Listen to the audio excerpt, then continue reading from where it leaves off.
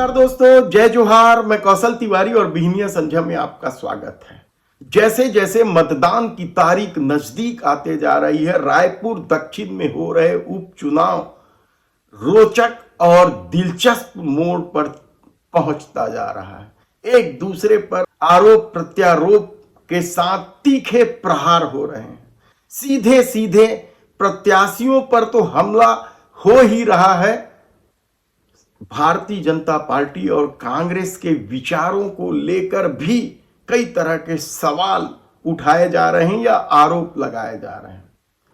भाठा गांव में भारतीय जनता पार्टी के प्रत्याशी सुनील सोनी के विरोध की जब खबरें आई तो पार्टी बैकफुट पर नजर आई, लेकिन उसके बाद भाठा गांव के जमीन घोटाले चारागाह की जमीन कब्जा करने को लेकर जब सवाल हवा में तैरने लगा तो कहा जाता है कि वहां जब आकाश शर्मा ने घोषणा की कि चारागाह की जमीन जो कब्जा किया गया है उसका मामला वे विधायक बनते ही सबसे पहले विधानसभा में सवाल उठाएंगे और यदि नहीं जीत पाए तो इस पर बड़ा आंदोलन करेंगे। और इसे लेकर आकाश शर्मा का विरोध शुरू हुआ। आकाश शर्मा का दावा है कि यह विरोध भारतीय जनता पार्टी के लोग कर रहे थे और इसके साथ ही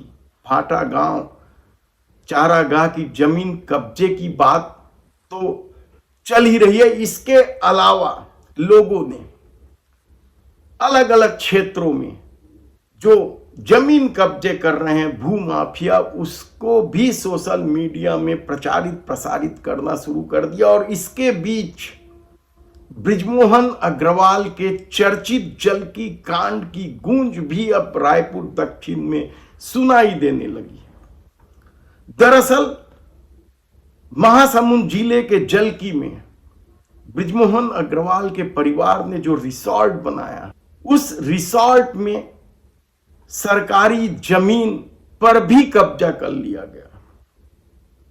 बड़ा लंबा विवाद चला, गांव वाले लगातार विरोध करते रहे, मामला न्यायालय तक जा पहुंचा और महासमुंद न्यायालय ने फैसला भी सुना दिया कि यह जमीन गलत ढंग से रजिस्ट्री कराई गई है और 2 महीने के भीतर इस जमीन को जल संसाधन विभाग को वापस की जाए या जल संसाधन विभाग इसे वापस ले ले। यह फैसला आया था अप्रैल के आखिरी सप्ताह में। तब लोकसभा के चुनाव चल रहे थे और उस आपाधापी में यह फैसला किस तरीके से चर्चा में रहा यह एक अलग मुद्दा है। यह कितना प्रभावी बना यह एक अलग बात हो सकती है, लेकिन इस फैसले को आए 4-5 माह से ऊपर गुजर गए हैं। क्या बृजमोहन अग्रवाल के परिवार वालों ने जो कोर्ट के फैसले के मुताबिक उस जमीन को जल संसाधन विभाग को वापस किया? क्या जल संसाधन विभाग ने उस जमीन को वापस लेने के लिए कोई प्रयास किया, कागजी कार्रवाई की, या फिर इस जमीन पर कब्जे के लिए फिर ऊपरी अदालत में चला गया है? ये एक अलग सवाल हो सकता है, लेकिन महासमुंद न्यायालय के फैसले से तो यह साबित हो गया कि उस रिसोर्ट में जल संसाधन विभाग की जमीन कब्जा की गई थी।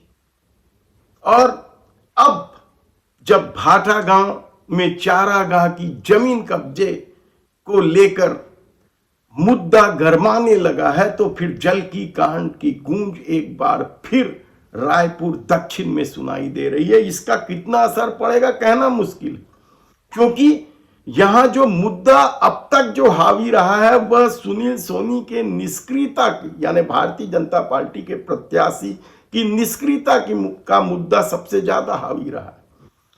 महापौर रहे, सांसद रहे, आखिर किया क्या, यह सवाल उठ रहे हैं। ऐसे में जल की कांड का मुद्दा भी जब उठने लगा है तो चुनाव और भी क्या तल्ख होगा देखना होगा। धन्यवाद।